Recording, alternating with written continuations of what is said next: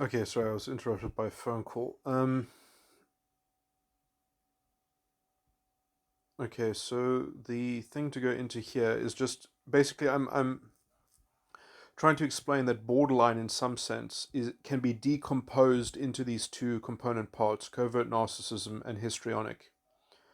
Although technically their covert narcissist component is itself a bit of a replica, because it's a replica that's meant to sort of presuppose the an outsourced subconscious vestigial organ.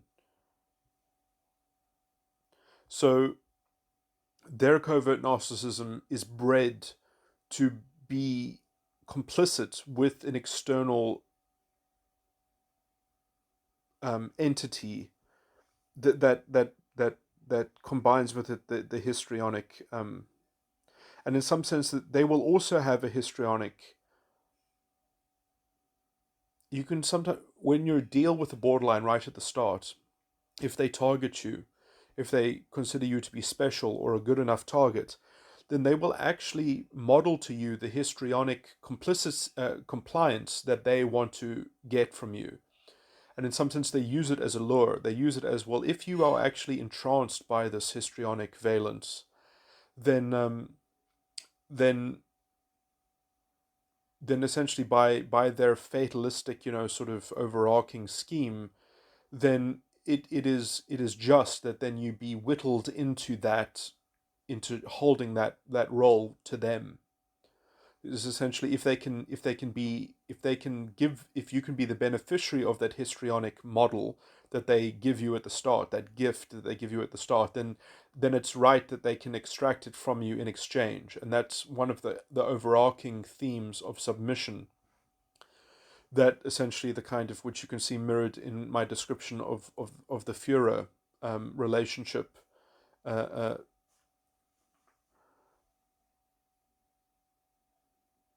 with the kind of exposure and the psychopathic injury that they try to impose on others, so that they will manifest a histrionic valence, to then bond with that Führer um, role that they are trying to impose unilaterally. Um, so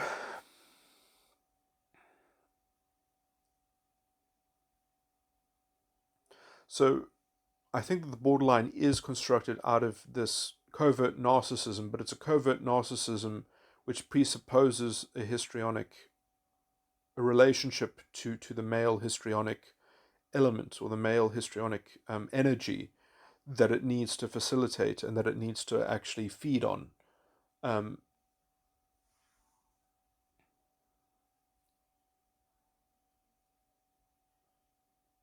that it needs to be able to depend on. Um, so my point of talking about covert narcissism, uh,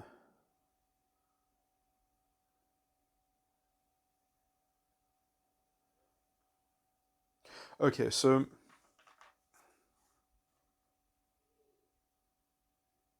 I would say that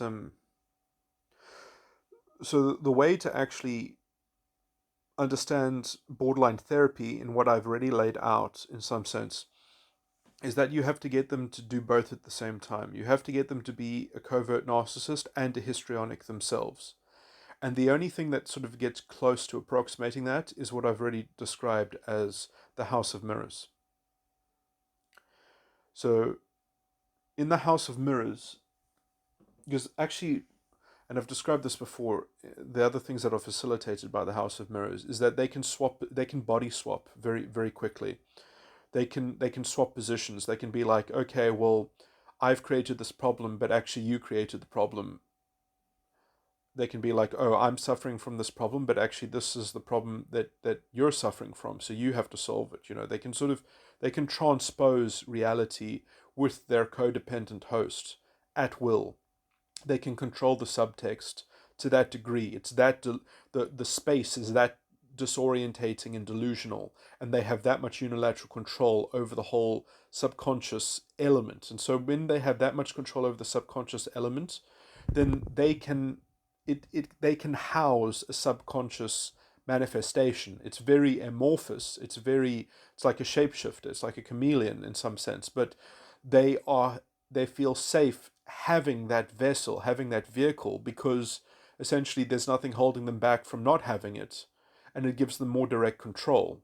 So they end up with this brittle subconscious manifestation or presentation, which essentially, if you don't go along with it, they are on your case. So essentially, if you don't honor every thought that goes through their head, if you don't follow their design, their plan, if you don't follow their anticipation, if you don't honor their expectations and their sense of morality, it's because they are secured by the idea that they have this unilateral imposition of understanding, that their understanding is canonical and not everyone else's understanding is deficient if it doesn't replicate their understanding. So essentially they found a way that they feel culturally safe to instantiate the solipsism. And in some sense, this is also another analogy of the Führer principle at work in practice, in the political ideological sense. And you can see this, for example, in the EFF or they called it an interrogation. And you can see how he sort of unilaterally creates the rules as he goes along with his word games and his semantic confusions. So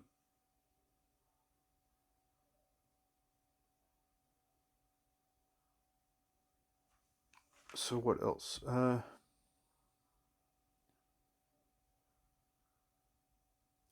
So what you need to do is you need to get them to embody both the covert narcissist and the histrionic for themselves, because then they've got, which I've also called the House of Mirrors,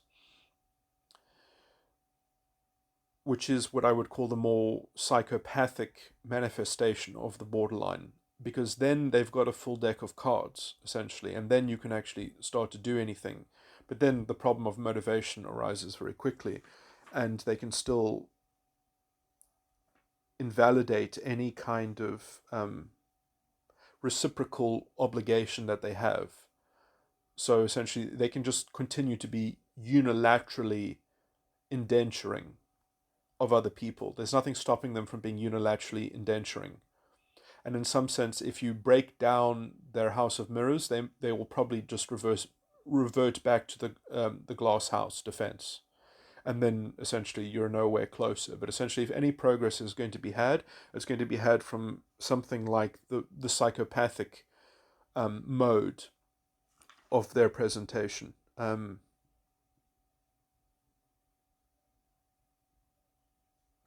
Jung's therapy, I think, also dealt with this, because essentially he was also, I mean, obviously not necessarily dealing with borderlines, just borderlines, but just dealing with normal people.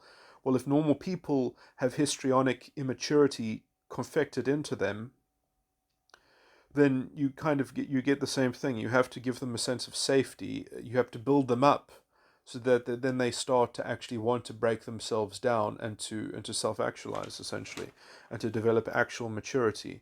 That essentially you have to kind of go with them, the sense, and hope that you give them enough rope to hang themselves. The problem is that when they don't use that rope to hang themselves, in some sense, I think this is interesting, because this is a parallel with, let's say, Dave Rubin has been criticized with his, let's say, journalism, his style of journalism, because this is his strategy in dealing with interlocutors. I don't think it's a wrong strategy. I think the idea that you're going to give people enough rope, and then if they don't hang themselves and they were actually lying to you the whole time, when what the fuck does that even matter? That means that they just spent hours having long-form conversation in which they went into their fake beliefs, and they actually hold a private set of different beliefs. Well, who cares? I mean, like, if they've presented a set of beliefs in 2 hours and that they have been able to consistently defend, then even if that might not be their true beliefs, the idea that you can't sort of in good faith work out where that goes, or work out if that pretended set of constitution that they have laid out is itself a cover. Well, maybe it's a good cover. Maybe there's value in that cover in some sense. Obviously, I'm not saying that it's good that they're using covers, but in the sense that they're not revealing to you what their private real beliefs are. Who cares? I mean, in some sense, that's like saying solve skepticism. Like, no, I'm not going to be able to solve skepticism on if there's, are you going to attach a truth detector to someone as they're giving you an interview? I mean, maybe that would actually be an interesting added setup, is you put a truth detector on them, and then you see how deep the rabbit hole goes in some sense. But in the sense that you don't put a truth detector on them because that's impolite, or we're not there yet, or whatever, if they have just spent 2 hours of their time confecting a facade, but the facade itself seems consistent, you know, and you can't find a hole in it, even if it isn't their true beliefs, maybe that thing that they confected actually holds real water. Maybe their private beliefs, which never got the light of day, could be defeated if they were exposed, but essentially, what's the point? Why are you attacking characters? We should be exploring ideas. It depends, like, where do you put the value? Is the value on essentially the identity, the worldly identity, or is it on the contents, the actual contents that are being actually espoused? It's this whole false dichotomy that essentially, let's just ignore the understanding and just try to sort of apportion consequences to your identity superficially. I mean, if someone wants to spend 2 hours of their life creating facades in order to facilitate what?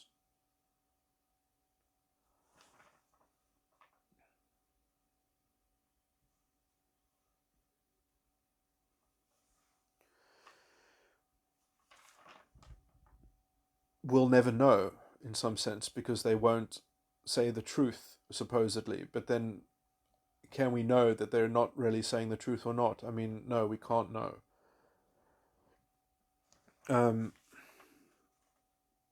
So they've diluted their own efficacy in some sense. If that is their actual modus operandi, what's the point in speculating?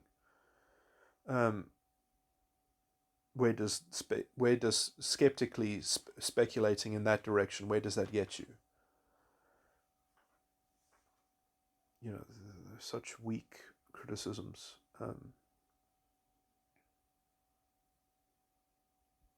That are part of the excuses that actually are part of this kind of histrionic, confected bullshit itself. But anyway, okay. So I was just talking. Okay, so that's the borderline therapy aspect that I wanted to touch on. That the covert, that essentially, and I mean, I already went over my outline of borderline therapy, but that's another way of looking at it. That they've got these two components, and then when they actually sort of when they're forced to decompose those components, and then, or when they inhabit both of them simultaneously, and then from there, then they decompose it, then they can have an understanding of their own internal structure. So when the borderline produces the House of Mirrors, and then from the House of Mirrors says, okay, I'm actually going to try to inhabit active responsibility and accountability simultaneously, and therefore I'm going to look at my own history and look at my own participation and my own mechanics and how I relate to other people, and make out the outline of the covert narcissism and the histrionic elements, and how they're codependent on one another, and how the one leverages the other. Then they can have an understanding of their own pathology. But again, the problem is even if why would they even produce that understanding unless they're motivated to actually stop? And and do they ever produce the motivation? Who knows? That's not something that can be engineered. And it can certainly be mimicked as well.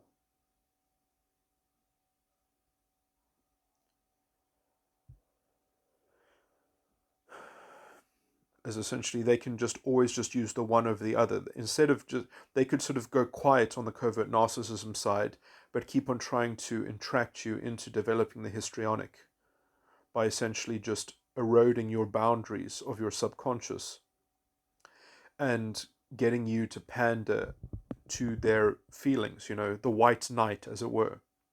So the histrionic role, I think, is very similar to the meme or the archetype of the white knight. And the covert narcissism can be orchestrated in a very subtle.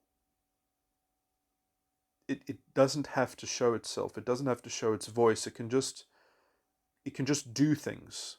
It can just create actual real life events. It can literally manipulate and maneuver and concoct scenarios just by covertly dealing in other people, crafting a real life situation. It can take a long time, but they can seed the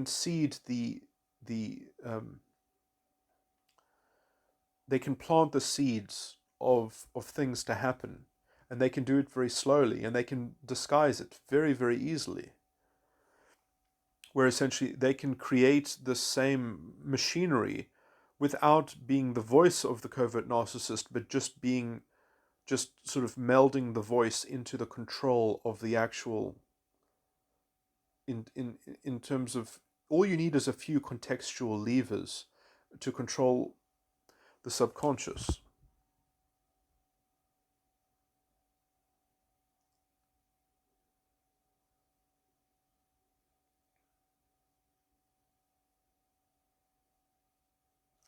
Essentially, the only displacement of that is the forthright ownership of one's own accountability and active responsibility. But essentially, that kind of covert narcissism can manifest itself by just pretending to do one of those things, or by even doing one of those things but not doing and pretending the other. By pretending to be actively responsible, but then have a loose notion of accountability, of ontological accountability, that you push the reset button on your identity and you wipe out you wipe the context clean, and you just say, well, now I need help, now I'm in an emergency, now there's a situation that requires, that necessitates compliance. It's sort of like the politics and diplomacy of leveraging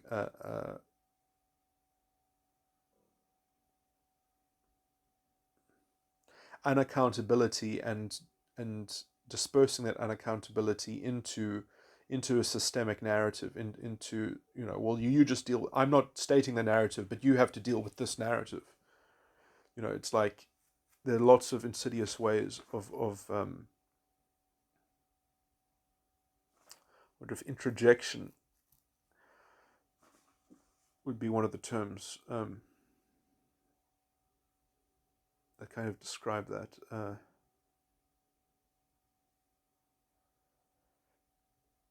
Anyway, okay, I think I've covered everything that I wanted to cover, so that's going to be it for this recording.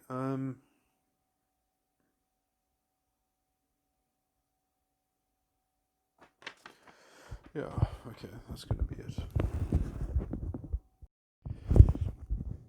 I'm just going to emphasize some salient features that give a nice overview, I think, of that also summarizes the distinctions that I've been drawing out. So essentially, I think borderline can be defined in a decomposed sense of a dollhouse, and within that play dollhouse, there is a covert narcissist role, and there's a histrionic, my description of histrionic role, and then essentially the borderline is playing with these two puppets, with these two figurines, and they can also, because they're playing with these two figurines in the dollhouse, they can see the narrative that it's ensconced in. And so the covert, and they are the covert narcissist, and they want to ensnare the histrionic, essentially. They want the histrionic to, so essentially the dollhouse is not just, it's not just even in some sense, but essentially the dollhouse, the gist of the dollhouse is to sort of gang up against the histrionic. Um, and that's why it needs to be outsourced. You need to sort of find somebody else to sort of take on that role, or to virtually be the overlay or the stand-in for that histrionic sort of thing. So the whole thing is somewhat like a trap for that histrionic role, and essentially it's like a comedy. It's like a comedy dollhouse that's meant to sort of exemplify how much can you get the histrionic to swallow, how much can you get it to take, um, in some sense, and how much can you sort of make a general narrative that can sort of justify it to the histrionic, or that can facilitate in fooling the histrionic, or into stabilizing the histrionic's submission into sort of being incepted into the dollhouse. And in some sense, the dollhouse itself, that the dollhouse is being directed from above, that above position is the ego function, is the kind of the psychopathic framework which the covert narcissist, which is, let's say, the hidden agent of the director of the dollhouse, of the hidden agent of the or the concealed agent of the psychopathic direction of the dollhouse and the direction of the narrative from on high. So that is how I think the borderline is fundamentally constituted internally. Now, a covert narcissist does have some elements of a director of a dollhouse in some sense, but it's a reflective defense mechanism of primary psychopathy, which just stands in and displaces the inner child component. So the covert narcissist is often just cycling back and forth the seat of consciousness between the director of the dollhouse and the persistent inner child, which is slowly being wound up until the steam gets blown off by the psychotic break, essentially, or by the psychopathic imposition of the directorship, or calling in the framework of in analyzing everyone's teleos, and even reframing one's own sort of role, and sort of objectifying one's own inner child as a doll within the dollhouse, and then trying to. But essentially, the problem with that is that it's always unilateral, which is why it's generally covert. Or why the narcissism is covert is because that calculation and accounting is done surreptitiously, and the effects of it are then just sort of plagued, or passed on to the subconscious structure that is meant to transcribe that internal judgment. So the covert is that it becomes an internal accounting direction, which then is carried out by a false vehicle in the subconscious, which is why essentially in a covert narcissist, there isn't even a persistent role that they play in their subconscious presentation. It's just the mannequin as directed from the internal judgment. So there's a filter between the internal structure and the subconscious manifestation and presentation. But essentially, the main difference between the borderline and the covert narcissist is that the borderline is a psychopath, predominantly as the substrate, and they are emulating a virtual covert narcissist within their dollhouse framework and of manipulation and coercion and direction of the narrative. Whereas the covert narcissist is not directing the narrative. They are actually part of the narrative. They are intrinsic to the narrative. Their experience is an experience of the narrative. And so then they have the same kind of deluded confabulations that other narcissistic thinking gets into, because of how they wish to have themselves transcribed, how they wish their inner child to be treated in terms of the subconscious experience of the structure. And then after enough pressure has built up, then it'll manifest the juggling act as the seat of consciousness shifts to the ego function to act out as a kind of psychopathic director, but still that acting out is mediated by the same subconscious filter into a covert operation of subconscious management by that internal judgment, which has got the same kind of narrative dollhouse thing, but it's not the preeminent structure. The preeminent structure in the covert narcissist is the inner child, but the inner child naturally, just because of the geometry, as it were, of the sides of the mind themselves, the inner child is naturally prone to what I've also called histrionic immaturity or whatever. It's naturally prone to the ego function coming in and having its way, and sort of and sort of being a trump card.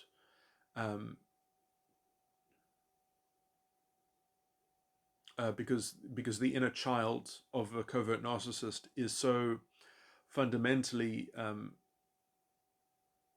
dysfunctional over a long enough course of time that it needs an ego function session to just kind of reorchestrate or reorganize or to revivify the narrative that the inner child is subjectively experiencing.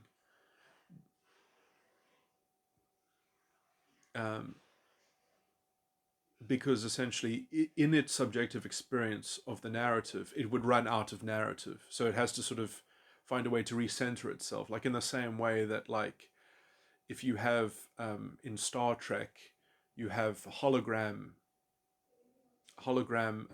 areas, which are rooms that produce holograms, and as you walk around in the hologram, eventually you would hit the wall of the room.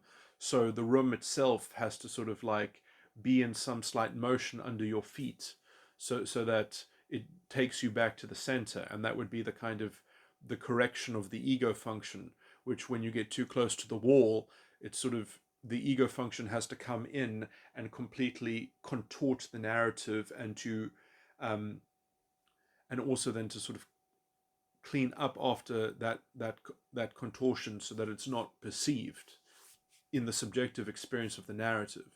So in some sense, you could say that the ego function of the covert narcissist is somewhat unconscious. That in some sense, covert narcissists, their seat of consciousness is in their inner child, and it's their ego function which is sort of quite unconscious. Well, that's also you can describe that the other way. You can say that essentially their ego function is just very dysregulated and inconsistent, and has these huge lapses, and then these huge revisionary sessions of immediate compunctive attention and articulation, and then it goes dormant again, and that their inner child belief system is just like just cobbled together, and it is just, it's a series of convenient confabulation, and their beliefs are just so badly curated, so as to create the semblance of this highly ordered, domineering, highly subjective, relativistic, sort of brittle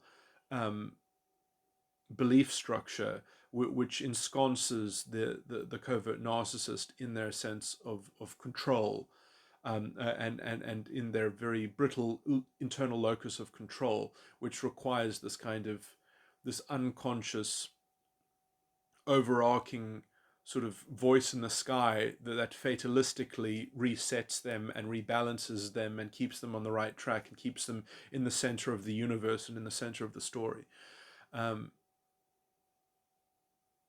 or at least gives them an account of why they're not the center of the story, gives them who to blame for not being rightly in the center of the story, or for how they were displaced or by somebody else who keeps them from occupying that natural space that they would otherwise might hope to occupy.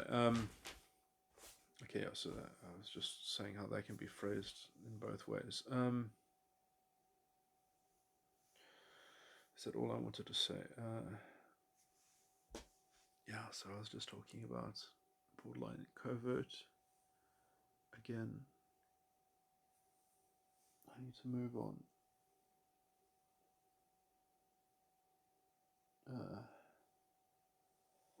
So wait, what was I just going over again? So I was talking about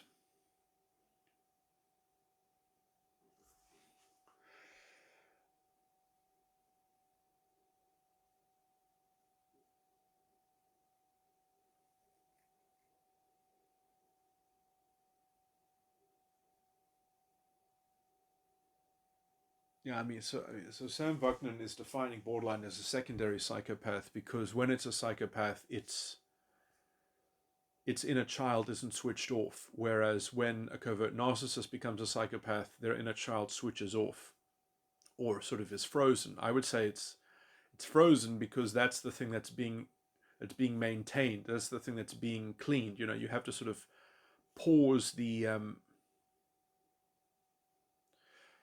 this is a horrible, stupid analogy, but sort of you have to pause the playback on the recording so that you can clean the recording, the device, the tape. You know, so sort of you can't clean the tape while it's playing, so you have to freeze it so that you can make sure that you can heal it nicely.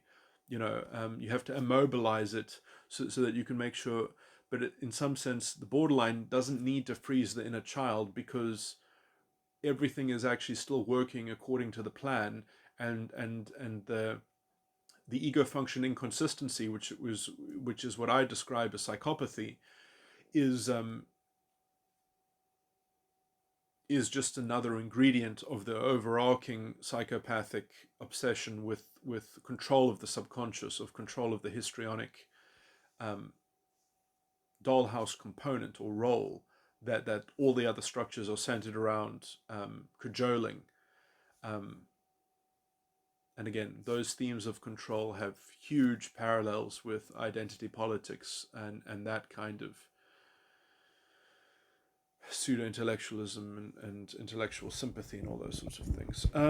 Okay, so I think that's everything now. I'm going to move on to talking about another topic completely in a new recording. Okay, this is another roundup of some of these features and to make some more connections, I guess. So I guess again, when I described the ideological version of borderline being maintained internally by covert narcissists that use the overarching ideological framework to channel and to make way for their covert narcissism into this overarching narrative, which the borderline framework of in the ideology, which is like a metaphysic in some sense, provides. You know, the fascistic mythology around identity, that you inherit some quality from history that then is vested in this overlay, in this matrix, you know, in the lived experience, as they call it, and such, which is a connected, conglomerated lived experience with the entire identity that gives that kind of collective camouflage.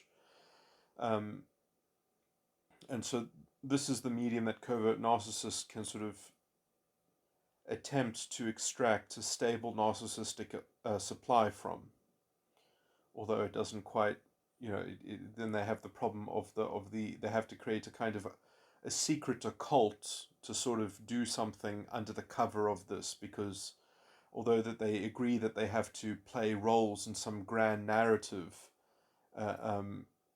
you know, they still doesn't mean that they actually believe in the grand narrative, but it's like there's nothing better to do, and there's and you have to do something with some kind of narrative. So this is at least puts them on top of the pecking order, of the coordinating class or whatever, um, as they sell themselves as the solution to a systemic problem which they are displacing by the imposition of their solution. So, the solution that is the model of the problem, ironically.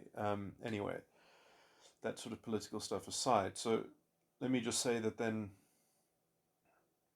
I want to make some pure psychological points here. So the covert narcissist contingent that actually man and operate, which are the female component to the male histrionic sort of uh, uh,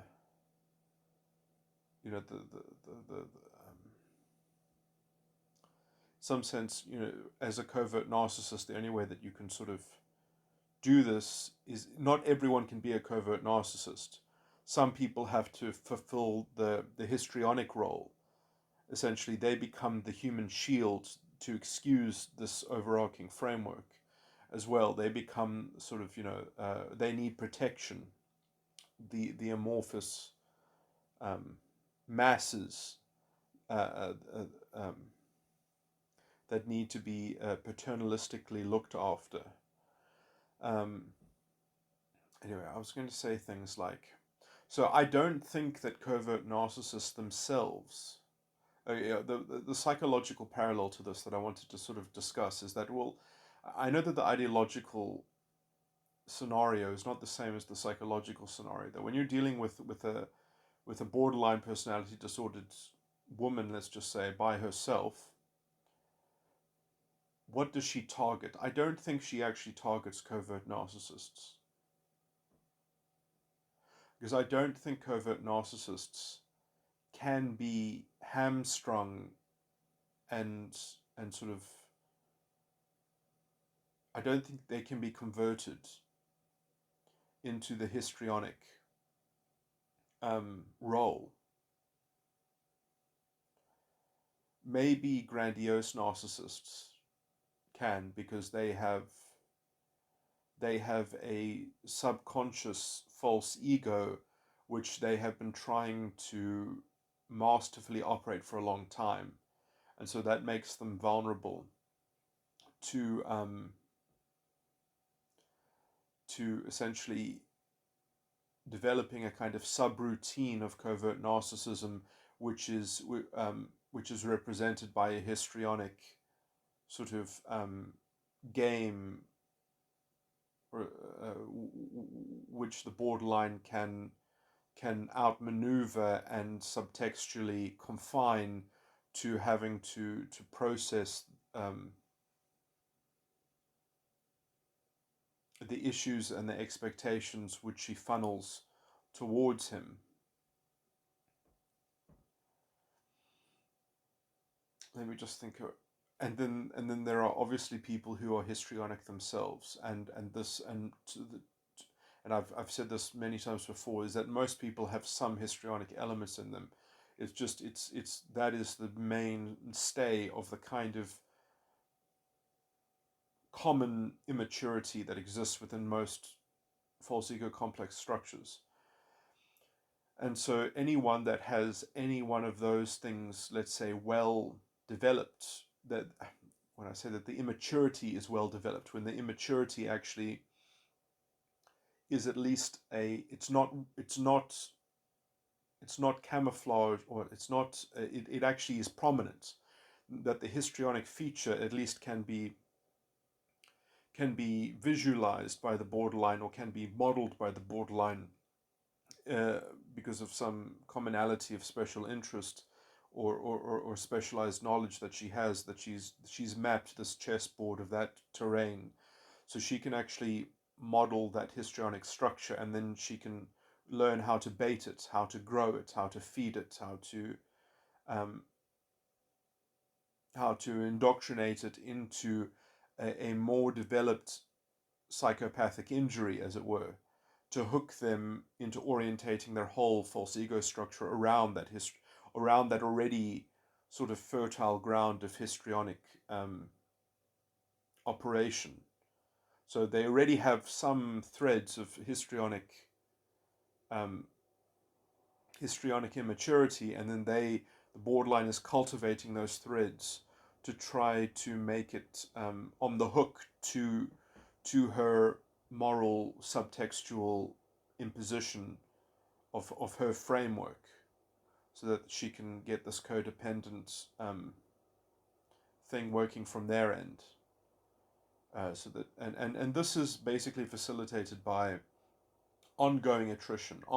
In some sense, she tries to. In fact, this is why I think the inner child part of the borderline is so chaotic, because they want to salt the earth. They want to poison the lake.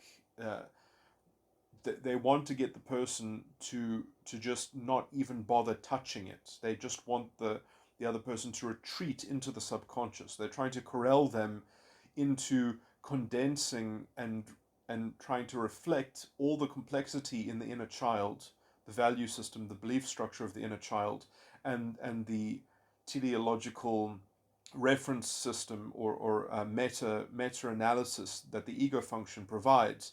They want to sort of get them to retreat into having to concoct a single, unitary, simplified, emotional feeling body mask that's meant to represent all of that complexity. So it forces the host to put on this reductive simplification. And in that reductive simplification, um, they are they are prone to being um, compelled and enforced by essentially having to deal with the stream of consciousness of the borderline, of the unilateral decompartmentalization, which has a subtextual narrative woven into it. And so essentially they can just keep on getting movement out of, you must react to this, you must react to this, you must react to this. It's always some later event which the borderline is communicating, which then you have to respond to as only a subconscious, and you have to find a meeting ground, a convoluted conflation of how to just deal with that response. And so it's sort of like it's an enforced simplification of a reaction. And so then because they're not allowed to create a reaction in the borderline punishes you for making them react to anything. The reactions only go one way. So you have to understand the internal workings of the borderline. The borderline never has to understand your internal workings. You have to communicate your internal workings only through your subconscious, which has to promise to be what it says on the tin. So they have depths that they can excavate from. They can give you more of their history. They can give you more of the background and the context of their emotions. But your emotions aren't allowed context and background. They're not allowed elaboration. You have to be what you're showing on your face. And you can see this also in the EFF interrogation with the journalist and Julius Malema. And you can see that how this is so prone to the kind of semantic games that they play, and the kind of just the kind of absolutely absurd nonsense and the absurd, what I mean, you can't even call that reasoning. It's just a kind of this unilateral vomiting of a one-sided narrative, contextualizing everything and recontextualizing everything and reframing everything in real time to hold this totalitarian relativistic interpretation of the truth, and the kinds of word and essentially the words themselves just become loose window dressing just to facilitate this power charade. This essentially, I mean, you can see it just is a juvenile game at the end of the day, and it's just basically like I'm playing a game in which I'm the savior king and you are a lowly pleb, and everything I say is true and everything you say is that of an unbeliever because you don't yet believe what I'm saying about myself. And that is the overarching style of the borderline.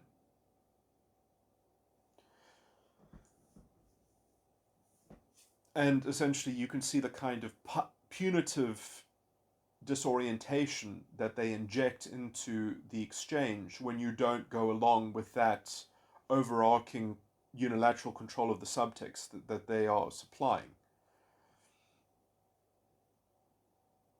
You know, how quickly they try to derail any other sense making. They are the only one that can make any sense of anything. And if anyone else tries to make sense of it, it's just immediately barraged and eroded. And there's always this barrage of attrition, of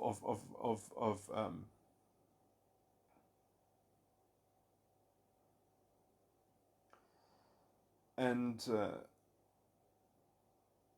yeah, I don't think a covert narcissist will be able to play that game. Maybe, maybe, maybe there are covert narcissists that I think maybe for a time, yes, but I think that after a few, let's say, the covert narcissists themselves will go through some juggling between their ego function and their inner child, but I'm pretty sure that their ego function won't let them continue to try to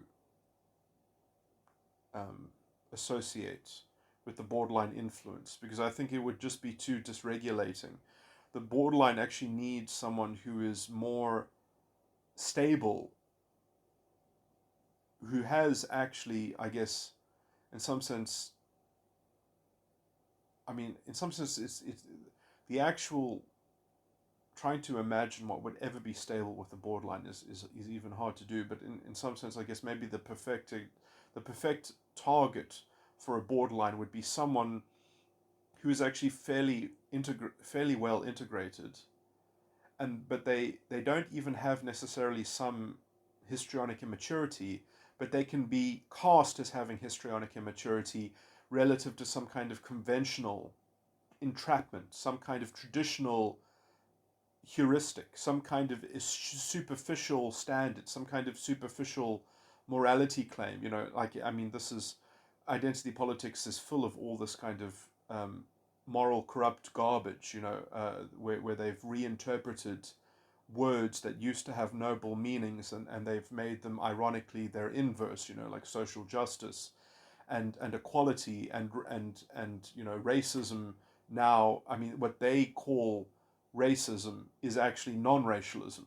So like non-racialism becomes the new racism or whatever. But essentially, so if you have someone who metaphorically is trying to contend a non-racialist worldview and a non-racialist ethical framework and normative framework, um, that then they are accused as being a racist, and through that label, then that they can be kowtowed into following some new mandate, some new prescription, because it is the new law, it is the new corrupt, you know, sort of cultural currency that everyone else is dealing in, and so you have to sort of accept the brand in order just to survive, in order just to sort of comply with what is being demanded from you on a general level. And it's like maybe without those kinds of external semantic confusions, in some sense, that can't, essentially everything must be in a kind of flux and a kind of hyperrealism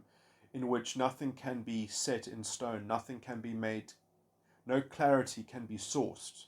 No, it's kept murky on purpose, because then under that circumstance you can really bait and confine someone into playing a role which essentially, and then the borderline is just using bad faith the whole time. Um, in some sense, you know, this requires so many other external environmental factors in order to actually have it take place, because essentially, if the person gets any kind of ongoing exposure to the borderline, they'll realize that the whole thing is just a complete shambles, that it's a complete facade, and it's completely toxic, that they would distance themselves. But I guess if they couldn't distance themselves, if they couldn't extricate themselves from the field of the borderline's operation, if it was their boss, if it was someone in authority, if it was someone, I guess, in a smaller circumstance, if it, and I can only sort of imagine things like if it was in a different time, in a different place, if they were the emperor or the baron or the feudal lord or the tribal leader, um, that, that you couldn't escape their hold on power, um,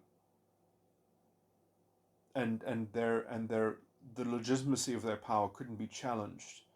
Um, in some sense, I would say the bulwark against this in the European experience was probably in that the feudal system obviously didn't have checks and balances everywhere that could be maintained, but generally they had some checks and balances against this kind of perverted cultural stuff. I mean, not in every instance, but in some sense, the barons themselves um, did not own the peasantry. The peasantry actually belonged to the sovereign, to the king, and so it was like you couldn't do whatever you wanted to the king's peasants, to the king's serfs.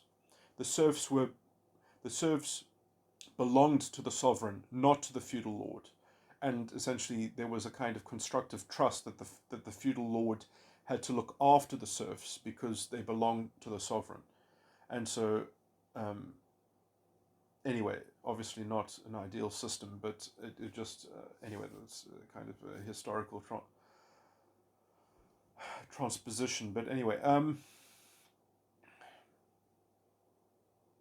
there are ways in which some obviously that's not a foolproof way of defending yourself from this, but I'm just showing you how there can be some systems that in their sophistication and complexity have varying degrees of, at least they draw lines in the sand. They allow for some distinctions to be made in which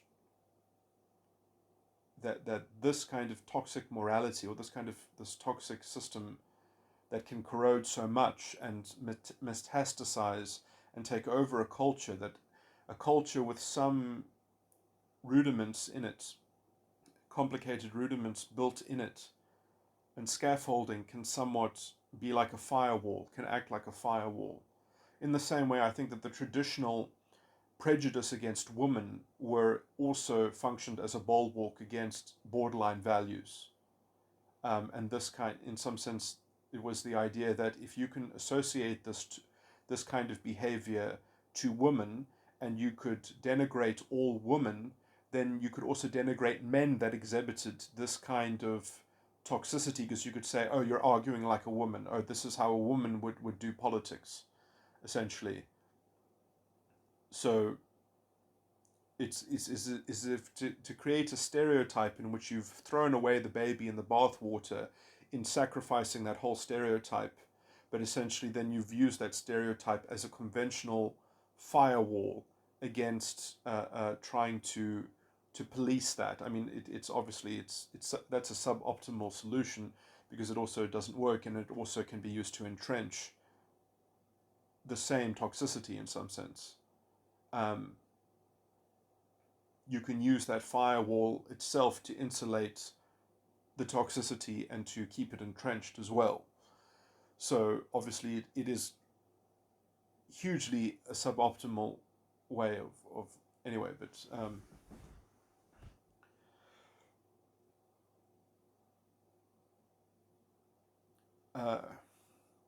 it's suboptimal because it's not successful most of the time. But you can see, or I can outline, and I have just outlined how essentially it has some potential greater utility to suppressing these toxic values, because they do need to be suppressed. If they are not actively guarded against and they aren't active, vigilant gatekeepers, which have all in our current society fallen. Our whole academia has fallen. Our journalism has fallen. Journalism is dead. You don't have democracy effectively without a free press, and we don't have a free press because their sense-making capacity is completely captured by these toxic values and toxic ideology, and there's no firewall stopping it from. Well, they have the cultural hegemon, so we are at its mercy to some degree, and we're at its mercy not because we can't speak out against it. We're at its mercy because while it is the proximate center stage, we can't actually have a functioning democracy in the meanwhile. We can't actually do things properly. We're forced into this arrested development, and essentially we're just diverting all energy and focus and attention on this cancer, essentially, which is stopping the real facilitation of actual redress of grievances and doing anything about anything constructively. So we're so much stuck in this false war of this false flagging confusion, which is just there essentially to try to self-aggrandize itself and enthrone itself into power and to take over even more constitutional or institutional levers of it's very depressing, because essentially it's the whole thing is an excuse for it to double down and to monopolize even more of cultural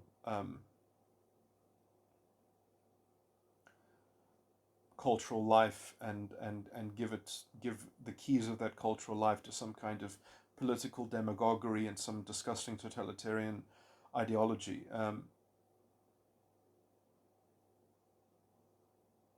Anyway, what was I saying? I was just saying that people's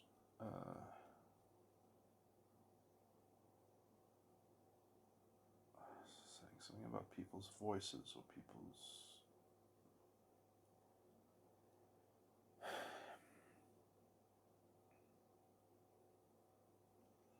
Anyway, so I was talking about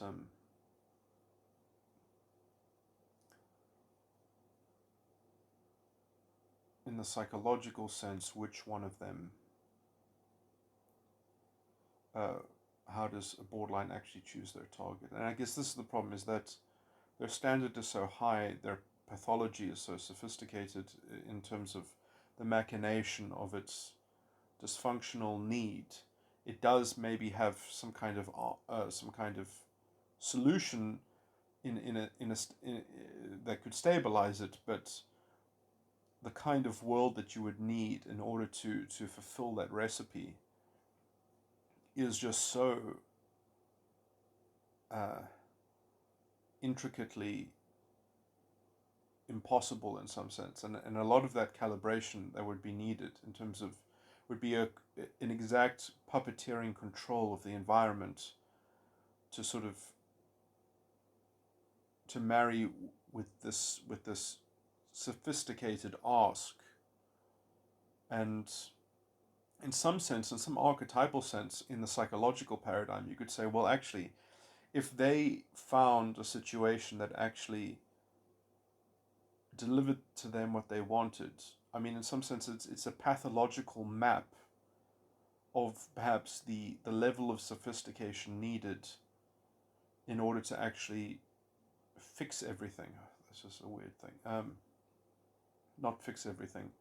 In order to sort of, if you can understand all the forms of extraction and all the forms of manipulation which it needs catered to it, you can understand the extent to which the whole thing is fundamentally constructed out of, or fabricated rather, out of sort of mere whim. You can trace it back to its wellspring, to its source.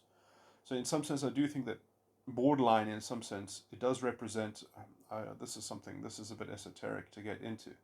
This is a kind of spiritual, psychological, Christian mysticism, or at least my understanding of my Christian mysticism, is,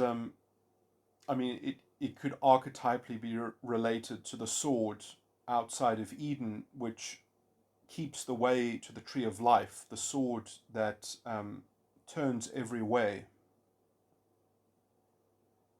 And the sword is spiritually is metaphorical of the tongue, and the tongue, or the word, the thing that makes meaning, or that communicates meaning, that turns every way that a sword could turn. That perhaps could be what the borderline is flailing about in its chaos and in its manipulation and its sophistication is keeping the way of, perhaps. So it is somewhat the weapon that holds the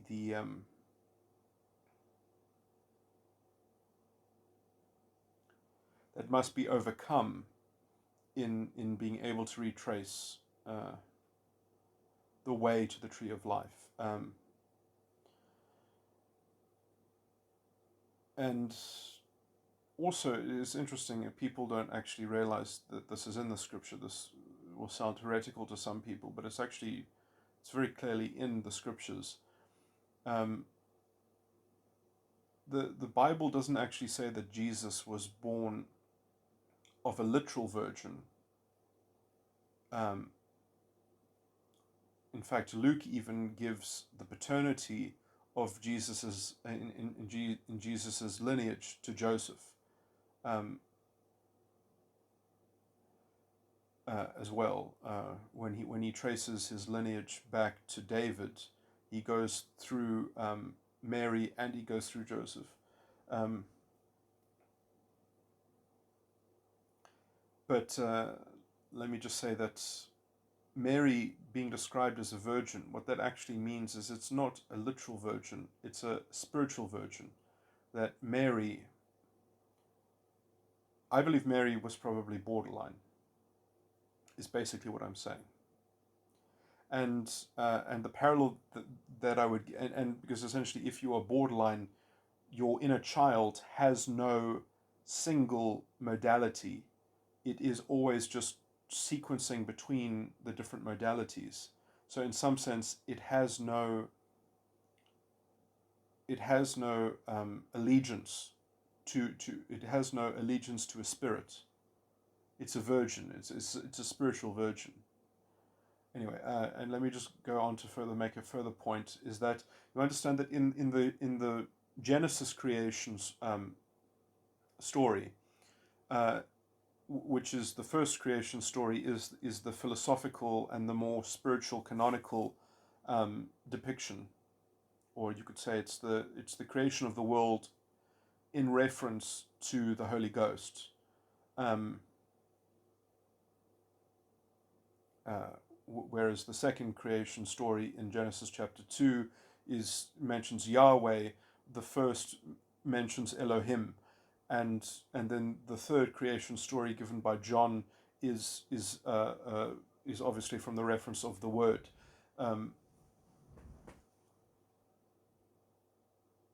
Anyway, so in the first creation story, the face of God comes directly after the darkness that is upon the face of the deep. So the face of God is only mentioned after first it is mentioned that there is darkness upon the face of the deep. Now, I don't want to get too much into the metaphysics of this, but what it's actually describing is that first, when the earth is created, it's created void and without form. So what is this earth? This earth is a category. It hasn't been formed yet, because it's not formed. It's formless and void. So the earth is created invalid and formless. It's an invalidation. So whatever the earth is, it exists before there is any sense of form or it's not even just formless. It doesn't say that it's formless. It says it's formless and it's void. It's invalid and it has no form. Both of those things. So, and then it says, and then it talks about the waters. So again, like it's talking about immaterial, almost philosophical, metaphysical properties. Anyway, and it says, and darkness was upon the face of the deep, and then it says, the Spirit of God moved upon the waters. So first of all, there's a face of the deep, which is dark, which is full of darkness, and then it says the Spirit of God moved upon the waters, above the waters. So God is a spirit, first of all, but anyway, the face of the deep being dark, darkness was upon the face of the deep. So there is darkness before the Spirit of God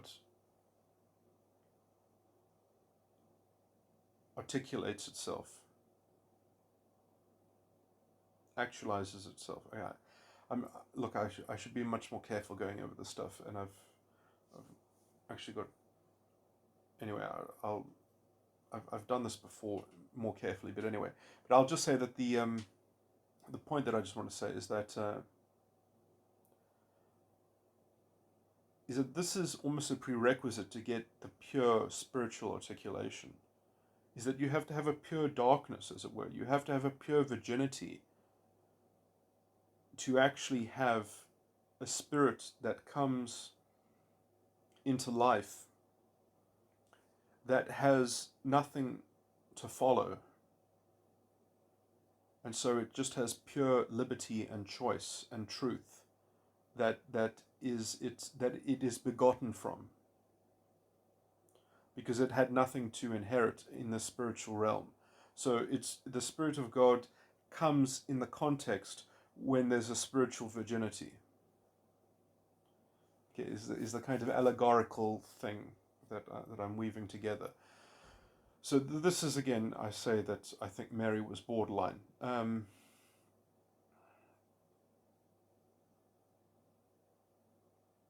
Now to continue, what was the other thing that I wanted to say? Why else do I want to bring in the Christian mysticism?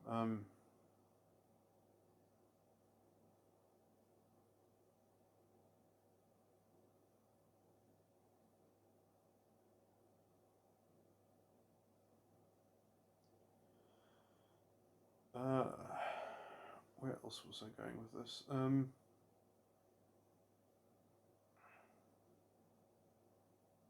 But anyway, I mean, the actual genealogy is not important. The understanding is what's important. The actual thing that can be transmitted and duplicated and understood. That essentially, I mean, my understanding of the Christian scripture is that it's Christ consciousness. It's not about a particular person. Jesus Christ is not the name of a person. It's a spiritual vessel. It's a spiritual technology. And if you read 1 John chapter 4, I think there's and chapter 5, it's very clear that it's almost an atheistic philosophical system. That God is not a story. God is an understanding. And it even says in Revelations that the mystery of God shall be finished.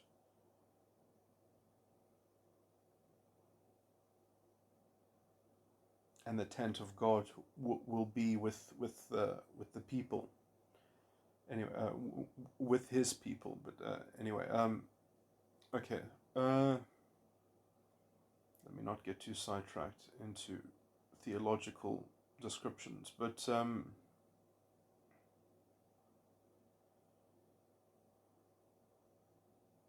should I talk about?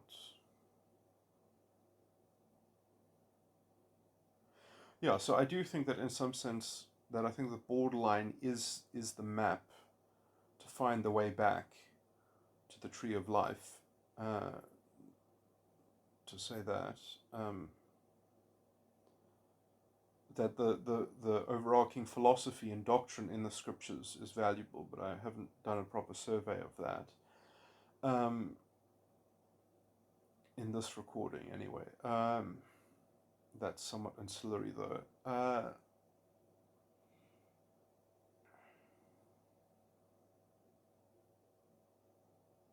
Oh, and then I guess I'll just point that out. Then, this is not something that people have because they're born with it with certain conditions, but that is a contemplative testing ground or sort of reduction of the greater problem, as it were. So that sort of sets the stage of doing the great work in alchemy of of the philosopher's stone and such, um, of synthesizing truth from the baser metal, um, the baser condition. Uh,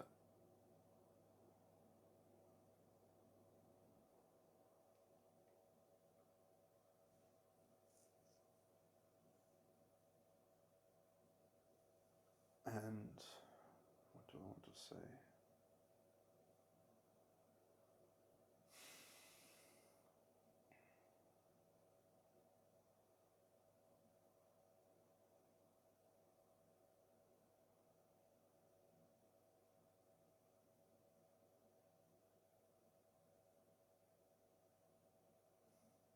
Is there anything else to have added there? I guess I wanted to maybe get into some of the details as to how the sword turning every way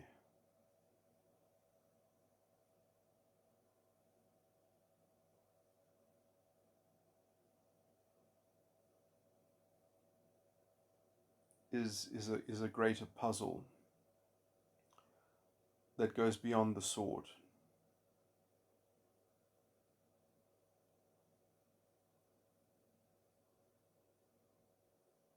And I didn't metaphorically marry that point up quite perfectly, but essentially I was trying to say that essentially if you can work out, let's say, from the forces, from the gravitational, subtextual coercion and manipulation that a borderline is doing,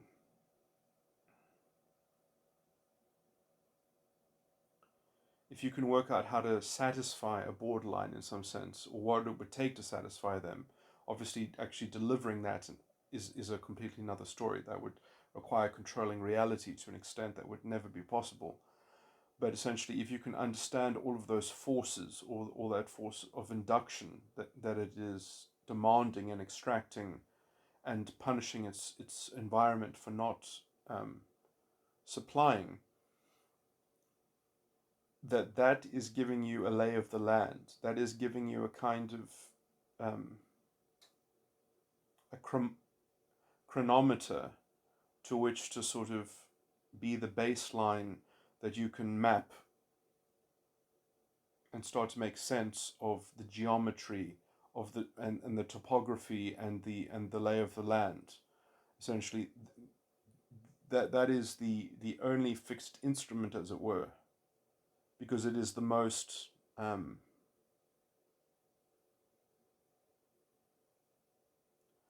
it is the most consistent in its, as it were, virginity in some sense. Um, it's the most pure in its chaos. It's the deepest in its darkness. Um,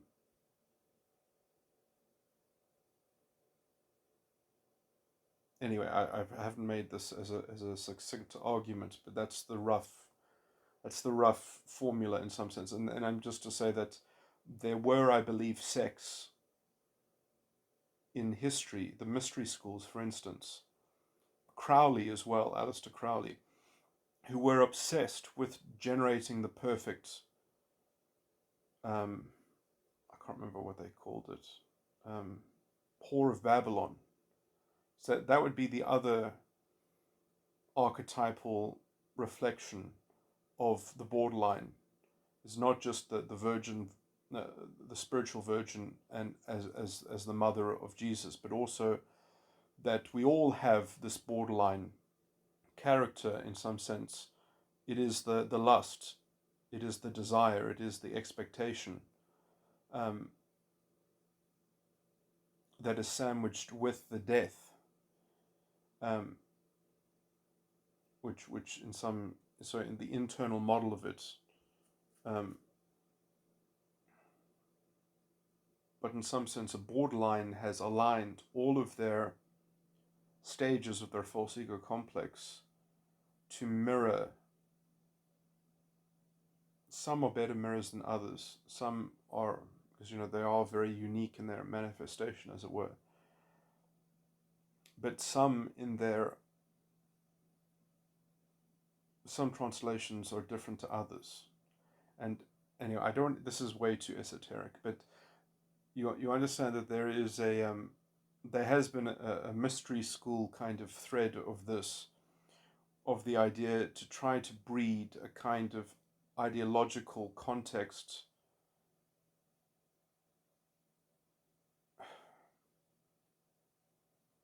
try to breed a borderline characteristic or character that can actually be representative of the entire world, because the deepness of the darkness is required in order to precipitate the height of the essentially there must be enough. It's not the quantity of the anguish of let's say the child. It's the quality of the anguish. The anguish must not just be excruciating and gruesome, but it must be comprehensive and pervasive. The darkness must darkness must be on the face of the deep, and if it's not darkness, if it's something else, if it's got a happy face, I mean, well, you see, darkness is I've just translated it very badly there, because it's not a happy face or a sad face. Darkness means ignorance. Darkness means stillness of understanding, means no understanding. Darkness means nothing.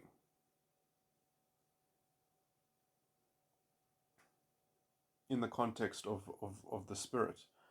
So it's like no spirit is on the face of the deep. It's only when no spirit is on the face of the deep that the Spirit of God moves upon the waters.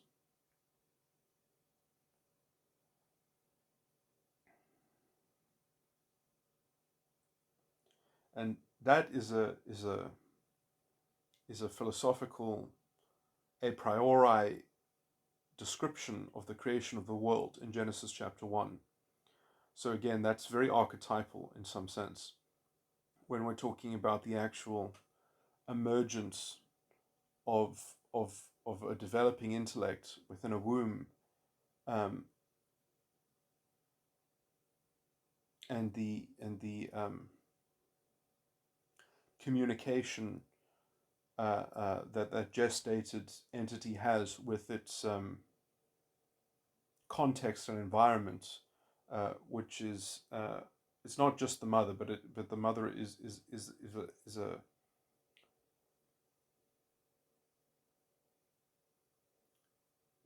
at least the overriding component.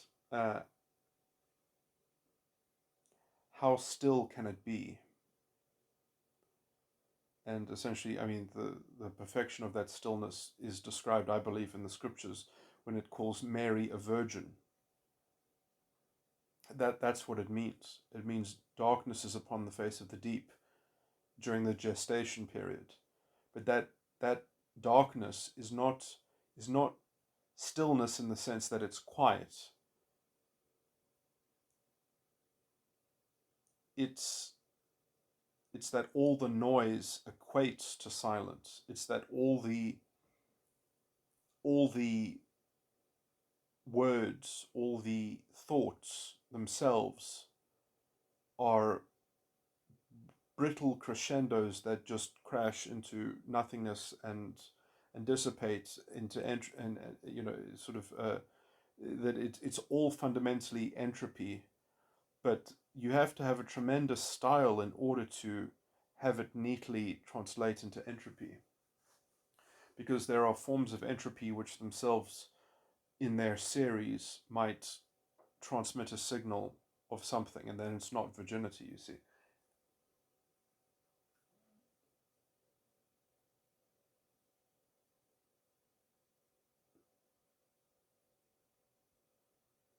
anyway, I might as well say this as well, although this is a bit of a red herring to throw in here, but I think that this is the what is the progenitor of great intellects in our species is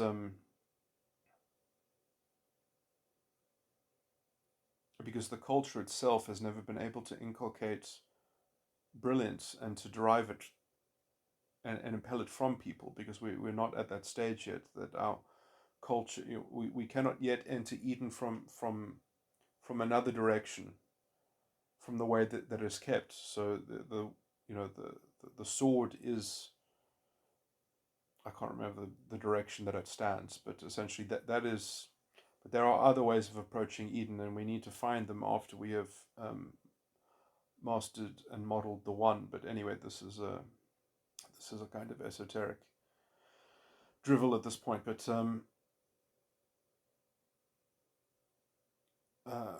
what's my point?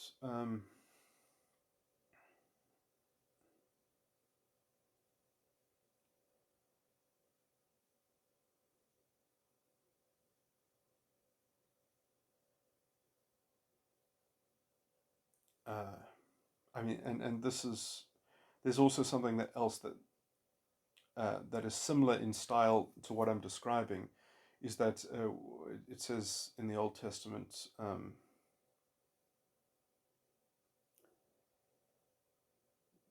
I can't remember what the phrasing is, but it's something like the children of men with many fathers were of great renown, begat children of great renown.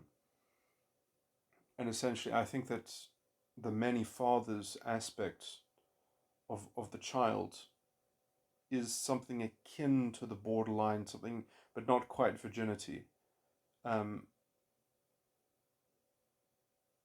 but something that essentially was a great pool of the world's fathomed darkness, but not all of it pervaded, because it wasn't quite virginity. So essentially, it sort of it became, anyway. Like, this is a bit sort of tricky to get into, and I'm not even remembering the actual text, but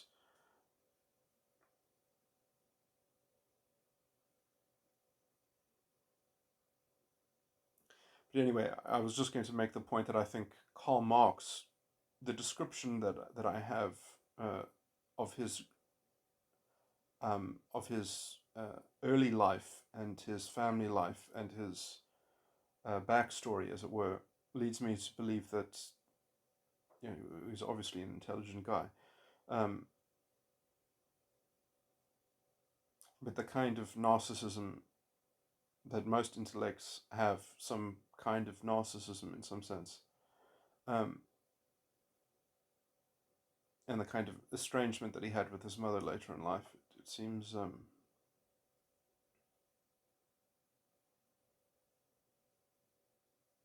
Anyway, perhaps I should read up more before I make comments about historical figures, family life, and their intellect or whatever. But so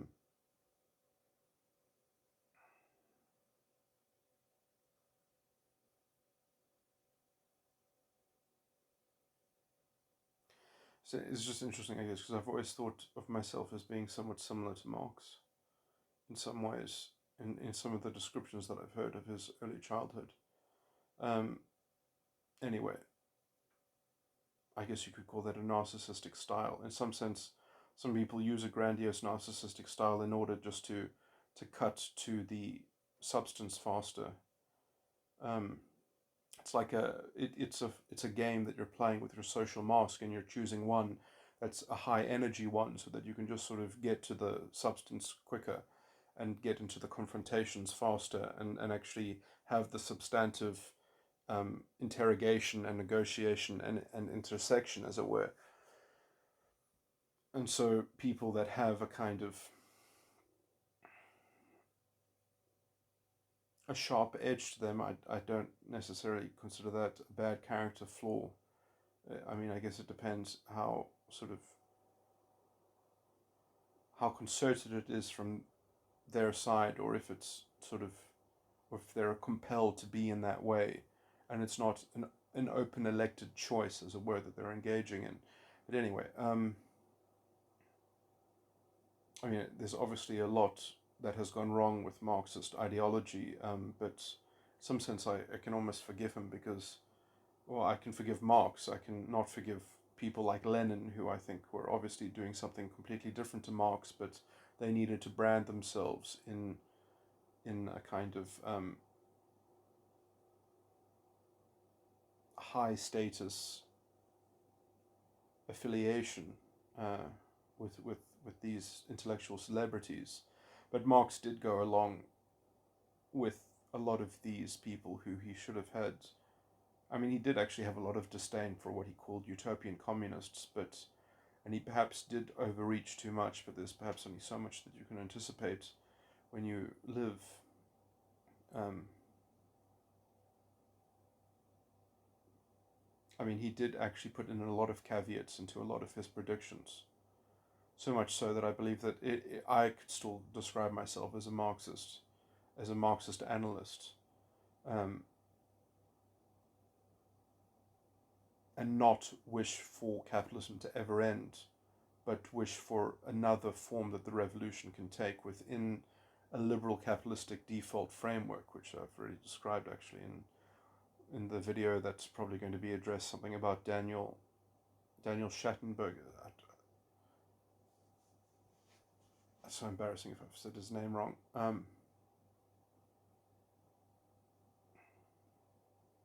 Anyway, yeah, I think I've gone through enough occult sort of mysticism.